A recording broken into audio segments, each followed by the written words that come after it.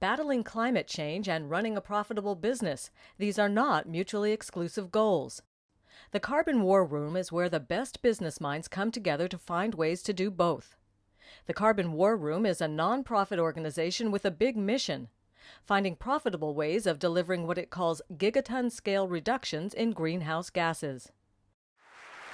Richard Branson is one of the co-founders of the Carbon War Room and was in Singapore for the group's Creating Climate Wealth Summit. He told NUS Business School professor Ken Richards he feels as responsible as anyone to tackle this problem. I'm a businessman. I've got airlines, I've got spaceship companies, I've got train companies. I put out tons and tons of carbon. So it is in our interests as business people to come up with fun, imaginative ways of reducing our carbon output without damaging our companies.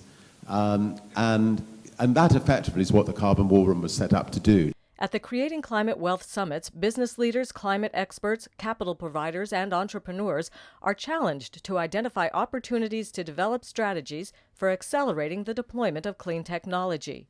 With the current policy environment, with the current technologies that we see coming up, what can we get done? What are the market barriers that are preventing us from creating good business? Previous summits have taken place in Europe and North America. The Singapore summit was the first to be held in Asia. An obvious choice, according to Carbon War Room President Jose Maria Figueres. This is a unique place, a small country, agile, adaptive, quick-moving.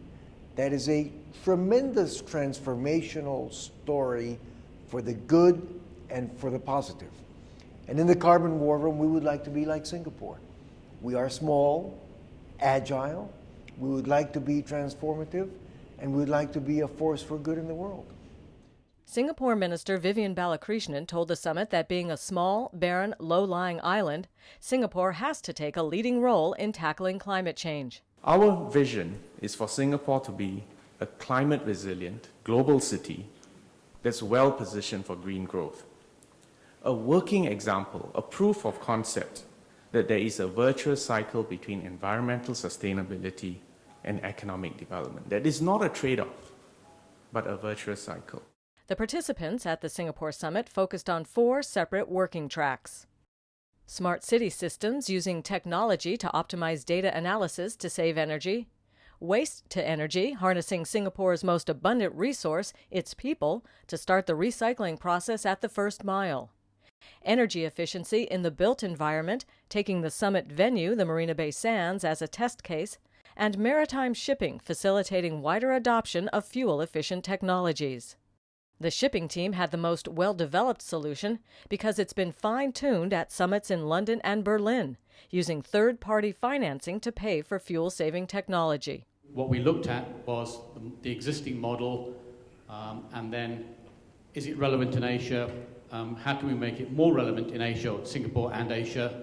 And what needs to be done to alter it to match the Singapore and Asian cultural side of things. NUS Business School's Darin Hanson, who took part in the shipping track, said using private equity and other funding arrangements for carbon mitigation makes it more appealing to business owners. It's not just a philanthropic approach, there's actually money to be made from this. If you make it a sustainable model, people will actually be more interested in taking climate change issues more seriously, be putting more efficiencies into place. Hanson's colleague, Ken Richards, sees the Creating Climate Wealth Summit as a good starting point. I think the key takeaways for this event are that there are lots of opportunities for us to make reductions in carbon, that there are barriers to that, and we need to identify what those barriers are. And once we've identified them and come up with solutions to address those barriers, then business will be able to step in, motivated by the profit that they can make, and in the process provide a public service. While many solutions were offered at the summit, organizers say what's important is not just what happens at the 2-day event, but what happens with those suggestions in the weeks and months afterwards. For NUS Business School, I'm Katie Sargent.